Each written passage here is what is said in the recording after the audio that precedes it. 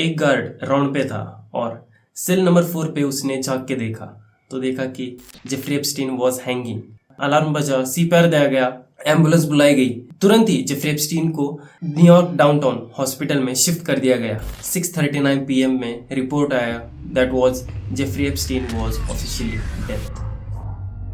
Jeffrey Epstein जिसके ऊपर 60 से भी ज़्यादा फेडरल चार्जेस थे वो घटा के 2 स्टेट लेवल चार्जेस लगाए गए थे, वो भी सिर्फ 6 मंथ जेफरी एप्स्टीन जेल में था विथ वर्क रिलीज। मतलब कि जेफरी एप्स्टीन के पास फ्रीडम था, 12 घंटे वो कुछ भी कर सकता था। When he was in 13-month jail with work release, still he was sexually abusing those child victims.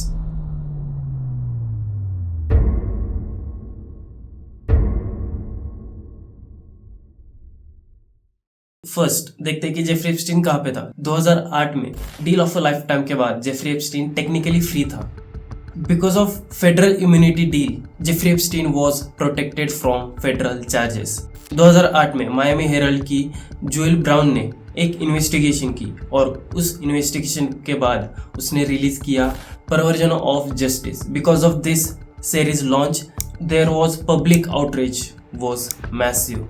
Because of this public outreach federal prosecutors ने इस केस को री एग्जामिन करना शुरू कर दिया और उन फेडरल प्रोसिक्यूटर्स ने जो जेफरी एप्स्टीन के ऊपर जो ये डील लगाई गई थी वो पूरी तरह से हटा दी गई। Means after the release of this series Jeffrey Epstein के ऊपर से ये जो डील थी वो हटा दी गई और इन फेडरल प्रोसिक्यूटर्स ने डिसाइड किया कि जेफरी एप्स्टीन को अब अरेस्ट करना है। In 6 July 2019 Jeffrey Epstein was travelling from Paris to New York.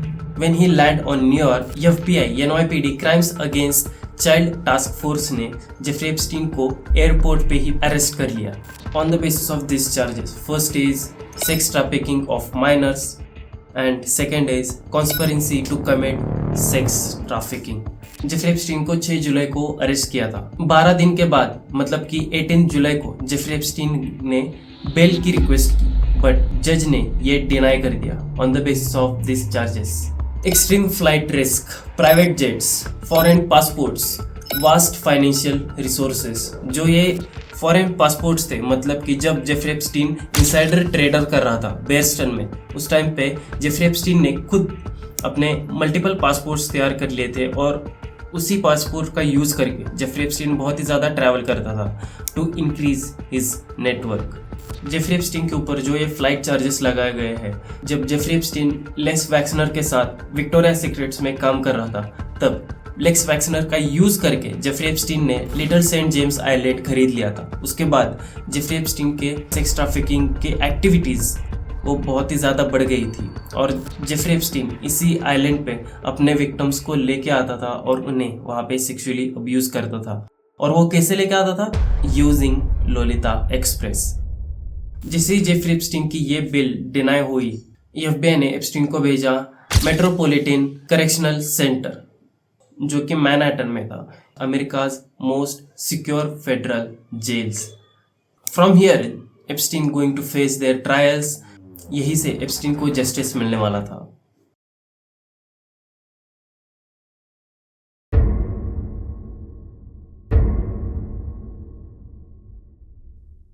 जब एप्स्टीन MCC में था तब उसका पहला महीना वॉज प्रीटी नॉर्मल, लेकिन 23 जुलाई 2019 को ऑफिसर्स राउंड पे थे और रात के 1:30 बजे जेफरी एप्स्टीन सेमी कॉन्शियस पाया गया, मतलब कि ही वॉज पार्शियली अवेक। उसके गले पे मार्क्स थे। उसका सेलमेट निकोलस टार्टागेलॉन जो कि एक फॉर्मल पुलिस ऑफिसर था जो मर्डर चार्जेस फेस कर रहा था।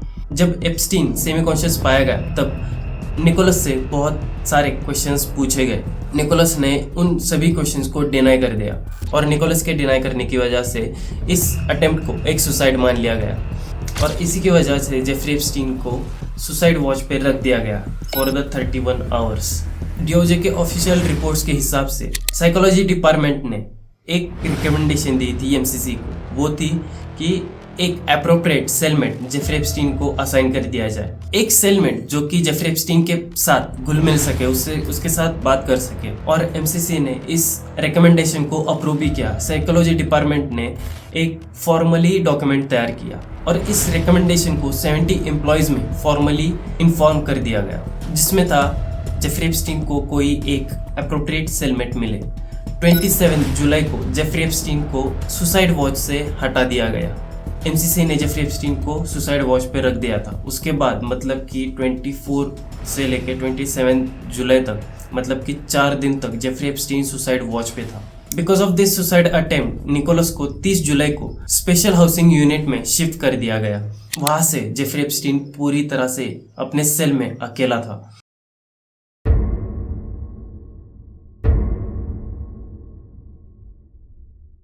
MCC metropolitan correctional centre America, जहां पे थे most dangerous and most high profile inmates. Actually the security camera system was critical on that time.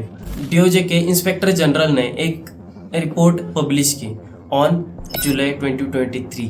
उसमें था 29 जुलाई 2019 में जेफरी एप्स्टीन के मौत से पहले, मतलब कि 12 दिन पहले, एसएचयू स्पेशल हाउसिंग यूनिट के सभी कैमरास रिकॉर्डिंग करना बंद कर चुके थे, बट वो लाइव फीड्स दे रहे थे। क्यों?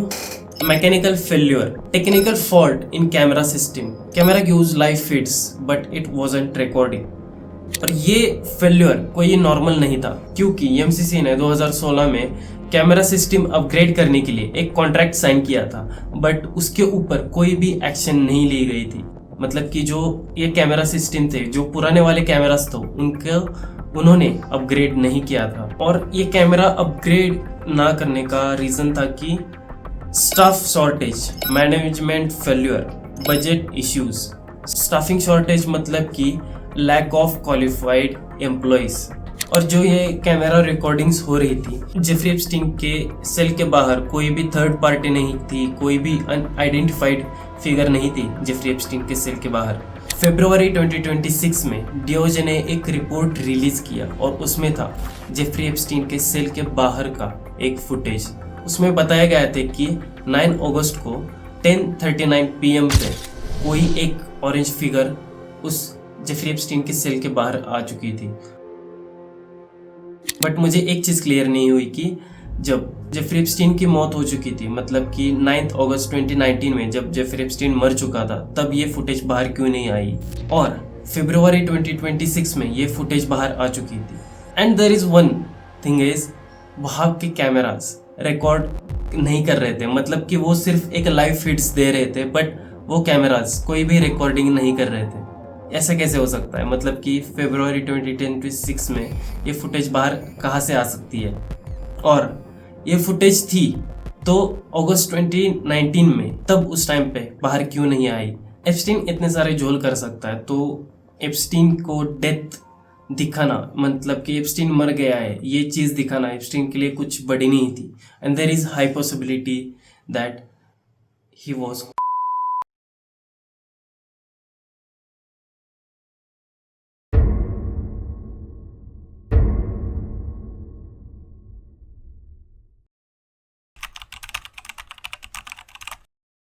उस दिन जेफरी एप्स्टीन के लॉयर्स उससे मिलने आए थे and there is high possibility that उन लॉयर्स ने जेफरी एप्स्टीन को अपना प्लान बताया था। On the basis of DOJ reports, एक दिन पहले मतलब कि 8 अगस्त को जेफरी एप्स्टीन ने साइन किया था the last will and the testament. और ये जो जेफरी एप्स्टीन ने साइन किया था वो जेफरी एप्स्टीन के मौत के बाद एमसीसी के सामने आए। रात के 8 बजे जेफरी एप्स्टीन अपने सेल में था और इन सेल्स में फोन था, एक लैंडलाइन फोन था।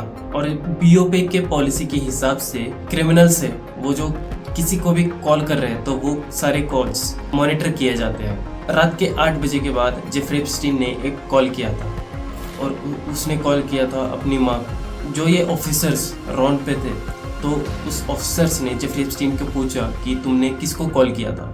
तो जेफरी एप्स्टीन ने बताया कि जेफरी एप्स्टीन ने अपने माँ को कॉल किया था। बट जेफरी एप्स्टीन की माँ की डेथ 2004 में हो चुकी थी और उस कॉल के बाद जेफरी एप्स्टीन के सेल के पास कोई भी नहीं आया। मतलब कि 10:40 के बाद जेफरी एप्स्टीन के सेल के पास कोई भी नहीं आया था। ओके, एक चीज़ निकल के आती है कि 10:39 PM में जेफरी एप्स्टीन के सेल के पास एक ऑरेंज फिगर आइडेंटिफाई कर ली थी, ठीक है। और 10:40 के बाद जेफरी एप्स्टीन के सेल के पास कोई भी ऑफिसर्स राउंड के लिए नहीं आया था। ऐसे कैसे हो सकता है? मतलब कि 1 मिनट के बाद जेफरी एप्स्टीन के सेल के पास कोई भी नहीं आया था। एप्स्टीन 10:40 PM से लेके 6:30 AM तक 8 घंटे के लिए अकेला था। कोई भी ऑफिसर राउंड पे वहाँ पे नहीं आया था। और उस रात 2 ऑफिसर्स ड्यूटी पे थे। First is Tova Noel and second is Michael Thomas. Tova Noel 5वें स्ट्रेट डे ओवर टाइम पे थी और जो ये माइकल था वो एक दिन में 2 8 घंटे की शिफ्ट पे था और ये दोनों गार्ड्स एग्जॉस्टेड हो चुके थे। On the basis of DOJ reports, जो ये गार्ड्स थे वो एप्स्टीन को चेक करने के बजाय वो अपने कंप्यूटर पे टाइम स्पेंड कर रहे थे, न्यूज़ पढ़ रहे थे, कोई ऑनलाइन फर्नीचर देख रहा था। 75 से ज़्यादा जो मैंडेटरी चेक्स होते हैं हर 30 मिनट के बाद, उन गार्ड्स ने इन चेक्स को नहीं दिया था। और बाद में जब ये रिपोर्ट की गई तो इन दोनों गार्ड्स ने ये बताया कि हमने तो चेक्स दिए थे। Obviously they are lying. 6:30 AM पे गार्ड्स राउंड पे चले गए और गार्ड्स ने देखा कि जेफरी एप्स्टीन वॉज हैंगिंग। जैसे ही जेफरी एप्स्टीन की बॉडी हैंगिंग मिली तभी जेफरी एप्स्टीन को न्यूयॉर्क डाउनटाउन हॉस्पिटल में शिफ्ट कर दिया गया था। एंड आफ्टर 9 मिनट्स 6:39 AM पे जेफरी एप्स्टीन को डेथ डिक्लेयर कर दिया गया।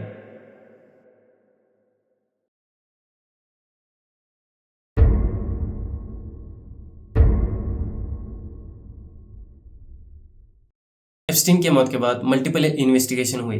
First is NYC medical examiner. Chief medical examiner ने इन्वेस्टिगेशन शुरू की और उसने ऑफिशियल रिपोर्ट किया कि Epstein attempt a suicide bye hanging. और जो ये मेडिकल एग्जामिनर्स थे उन्होंने DOJ डिपार्टमेंट ऑफ जस्टिस को एक्सप्लेन किया कि जेफरी एप्स्टीन की बॉडी के ऊपर कोई भी मार्क्स नहीं थे और किसी ने जेफरी एप्स्टीन का गला नहीं दबाया था। ये रिपोर्ट DOJ को मेडिकल एग्जामिनर ने एक्सप्लेन की। मेडिकल एग्जामिनर्स ने एप्स्टीन के ब्लड के सैंपल्स लैब में भेजे और वहाँ से एक रिपोर्ट आई कि जेफरी एप्स्टीन के ब्लड के अंदर कोई भी इलीगल सब्सटेंस नहीं मिला था। एप्स्टीन के बॉडी के ऊपर कोई भी डिफेंसिव इंजरीज नहीं थी जो स्ट्रगल इंडिकेट करते हैं। Second is FBI investigation. कोई जेफरी एप्स्टीन के साथ क्रिमिनल एक्ट्स किया था? That was no. और इस पे कोई भी नॉन BOP एक्टर इन्वॉल्व नहीं था। Third is DOJ inspector general report. ये रिपोर्ट 4 साल के बाद आई। ये रिपोर्ट जून 2023 में पब्लिश हुई। इसमें बताया गया था कि MCC staffs negligence, misconduct, override job performance failure. Means MCC ने जेफरी एप्स्टीन को अपॉर्चुनिटी दी थी। और जो ये कैमरा फुटेज की बात थी ये इन्होंने DOJ इंस्पेक्टर जनरल रिपोर्ट ने ही सामने लाई थी और MCC ने ही जेफरी एप्स्टीन को ये अपॉर्चुनिटी दी थी। But DOJ's inspector general report says we did not undercover evidence contradicting the FBI determination that there was no criminality in connections with Epstein's death। और ये तीनों ऑफिशियल सेपरेट इन्वेस्टिगेशन हुई थी और ये तीनों इन्वेस्टिगेशन एक ही कंक्लूजन दे रही थी, that was suicide. Even after the official conclusion reports, DOJ ने अपनी एक खुद की रिपोर्ट लिस्ट तैयार की, that was system failure list. और उसमें बताया कि first failure, no cellmate. Psychology department ने 70 एम्प्लॉयज़ को इन्फॉर्म किया था कि एप्स्टीन के लिए कोई एक सेलमेट असाइन कर सके, बट MCC ने कोई भी सेलमेट जेफरी एप्स्टीन को असाइन नहीं किया था। Second is camera not recording. Jeffrey Epstein के मौत से 12 दिन पहले ही CCTV फुटेजेस रिकॉर्ड करना बंद कर दी थी और वो सिर्फ एक लाइव फीड दे रही थी इन ऑफिसर्स को। और जो कैमरा अपग्रेड करने के लिए SSU ने जो ये कॉन्ट्रैक्ट साइन किया था वो भी इनकम्प्लीट था। Third failure is overworked guards. एक गार्ड 5 दिन तक स्ट्रेट ऑन ड्यूटी पे था, that was overtime obviously, and second guard was on second shift on the same time. Fourth is there is no checks. 75 plus mandatory checks होने चाहिए on every 30 minutes, वो इन officers ने नहीं किए थे। For 8 hours Epstein was unmonitored. Fifth failure is log falsification. जो ये guards थे, जो ये ऑन ड्यूटी पे थे, ओवर टाइम शिफ्ट पे, उन्होंने ये बताया कि हमने तो चेक्स दिए थे. This 75 mandatory checks are not monitored after every 30 minutes, then that was a federal crime. 6th failure is crime scene protocol. जब एप्स्टीन को एग्जामिन करने के लिए लिया था, तब एप्स्टीन को एज अ सुसाइड सीन को एज अ क्राइम सीन की तरह ट्रीट कर रहे थे. मतलब कि फोटो डॉक्यूमेंटेशन होनी चाहिए थी, एविडेंस प्रिजर्वेशन होनी चाहिए थी, वो इन एग्जामिनर्स ने नहीं की थी. और ये एप्स्टीन की बॉडी हटाई गई थी without any proper protocol. 7th failure is unmonitored landline phones. Epstein ने रात को एक कॉल की थी and that was unmonitored. This is DOJ's system failure list. और ये सिस्टम फेल्योर पहले भी 2008 में जब जेफरी एप्स्टीन के ऊपर एप्स्टीन डील की गई थी, उस टाइम पे भी ये सिस्टम फेल्योर हुई थी. और इस फेल्योर की वजह से इन 2 गार्ड्स पे चार्जेस लगाए गए on the basis of record falsification. इन दोनों गार्ड्स ने खुद को गिल्टी भी मान लिया, बट इनको कोई भी जेल टाइम नहीं दिया, बट इनको मिली प्ला डील, कम्युनिटी सर्विस. वो गार्ड्स जिनके नेग्लिजेंस की वजह से America's most high profile inmate की अनमॉनिटरिंग की वजह से मर गया, उन गार्ड्स को कोई भी जेल टाइम नहीं दिया गया. इसी की वजह से जनरल अटर्नी विलियम्स बार ने BOP के डायरेक्टर को रिमूव कर दिया. इंस्पेक्टर जनरल ने 13 एम्प्लॉयज को आइडेंटिफाई किया on the basis of poor performance. Because of the staff shortage, camera system failure, overworked guards और management failure, इस प्रॉब्लम की वजह से कोई भी एक्शंस नहीं हुई ऑन BOP.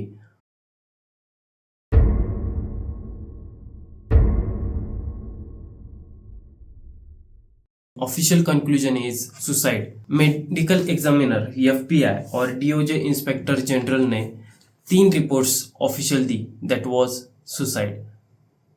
लेकिन पब्लिक का स्केप्टिकिज्म क्यों नहीं हुआ? क्योंकि timing.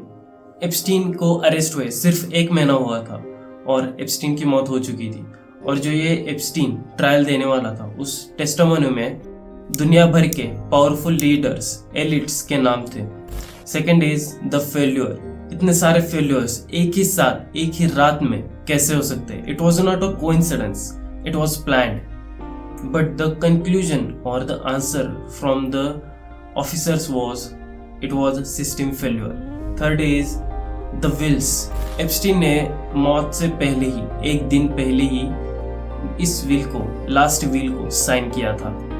Fourth is missing minutes. Wikipedia के हिसाब से जब ये सर्वेलेंस फुटेज बाहर आई, तब उस फुटेज में 1 मिनट मिसिंग था, बट FBI ने इसको एक रॉ फुटेज बताया. बट जब ये इस फुटेज के बारे में जब इन्वेस्टिगेशन हुई, तब इन्वेस्टिगेशन में ये पता चला कि ये फुटेज मॉडिफाई की गई है. There was a 3 minutes cut out of from that footage. और इसी 3 मिनट में जेफरी एप्स्टीन ने कुछ तो किया था. और जब जुलाई 2025 में DOJ ने फाइनल मेमो दिया, तो उस मेमो में था no client list, no blackmail, suicide confirm.